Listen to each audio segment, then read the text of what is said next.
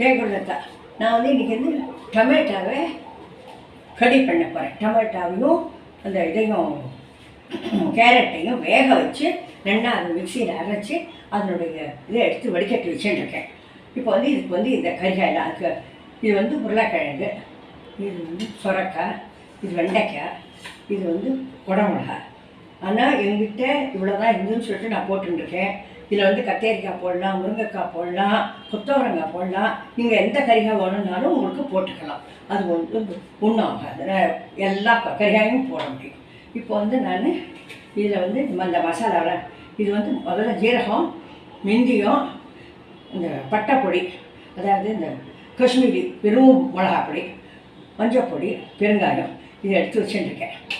இதை வந்து இப்போ வந்து இந்த கடலை மாவை இப்படி எடுத்து வச்சுட்டுருக்கேன்.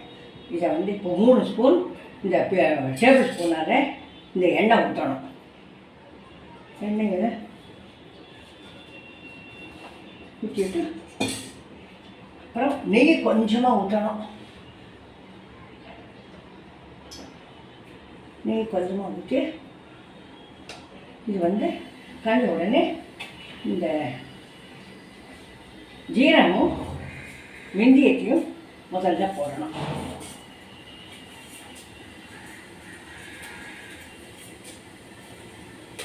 அது வச்சுட்டு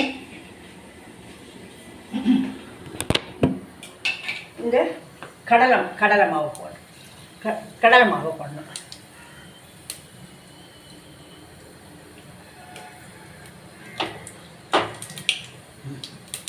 கடலை மாவு போட்டுட்டு இதை வந்து நல்லா ஊற்றி இதை வறுக்கணும். நல்லா வறுக்கணும். அதாவது கமன்னு வாசனை வர வர வறுக்கணும். இது வந்து இது கடலை மாவு வந்து இந்த நெய்யிலையும் எண்ணெயிலையும் வறண்டுறது. அது வந்து நல்லா கமன்னு சித்த சேவங்காய் எப்படி இருக்கும் அந்த மாதிரி. அதுக்கப்புறம் இந்த மசாலா எடுத்துக்கணும்.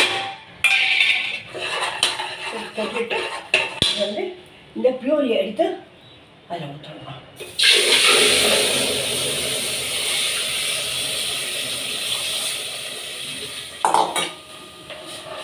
இது வந்து 1 லிட்டர் பண்ணி வச்சுட்டுருக்கேன் இந்த இதை பியூரியை. அதுக்கப்புறம் இதுக்கு வந்து இதே போலையே இது நிறைய இன்னொரு ஜலம் ஊற்றணும். அது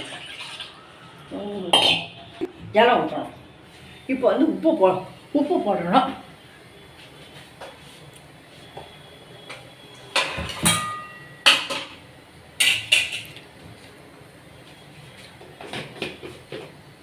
உப்பை வந்து பார்த்து போடணும்.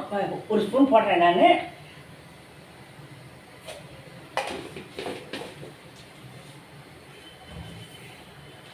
இந்த வந்து இப்போ வந்து இது கொதிக்கணும். கொஞ்சம் நாள் கொதிக்கணும். கொதித்ததுக்கப்புறம் ஒரு கறிகாய் எது நிறைய நாள் ஆகும் வேகத்துக்கு அதை முதல்ல போடணும்.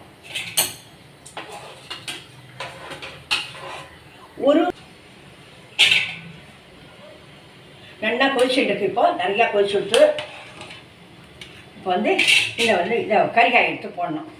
முதல்ல இந்த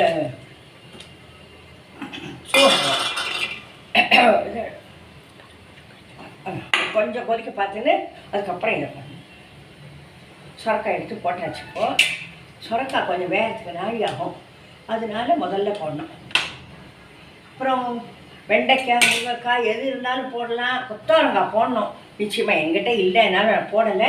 பட் அது போட்டால் ரொம்ப இன்னும் வாசனையாக இருக்கும். ரொம்பவே வசதியாக இருக்கும். இப்போ வந்து இந்த உருளைக்கிழங்கையும் போடுறேன். உருளைக்கிழங்கு போட்டு அதுக்கப்புறம் இந்த குடமிளகா அது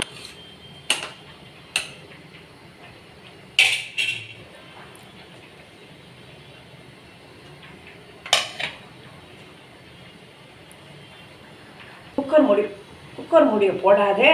இது நிறைய நாள் வேகணும். ஒரு 1/2 மணி நேரம் வேகணும்.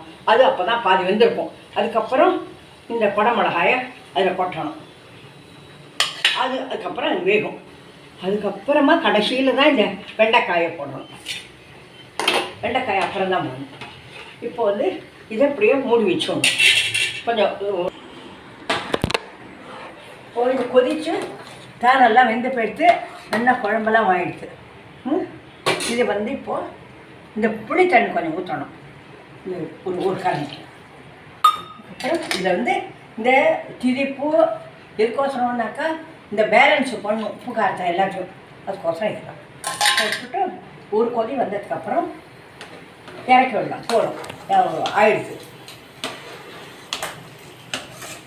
இது கொஞ்சம் கரையிடுச்சு. ஒரு 2 கொதி வரணும்.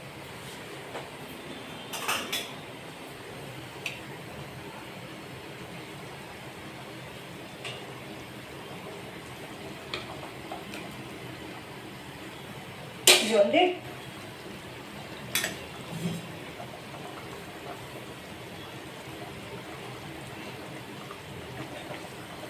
தண்ணி வேண்டாம். கொஞ்சம் திக்கா இல்லை, திக்கா இல்லை போகணும். சரி, வந்து இது கொதிச்சுட்டு இந்த கொத்தமல்லி தழையை போட்டுவிட்டு இதை வந்து மூடி வச்சுடுறோம். அணைச்சி விடலாம். அப்புறம் ஊற்றி சாப்பாடு. இப்போ பாருங்க எப்படி உங்களுக்கு பிடிச்சிருக்கான்னு பாருங்க. நான் வந்து இதை வந்து உங்களுக்கு காட்டுறேன். இந்த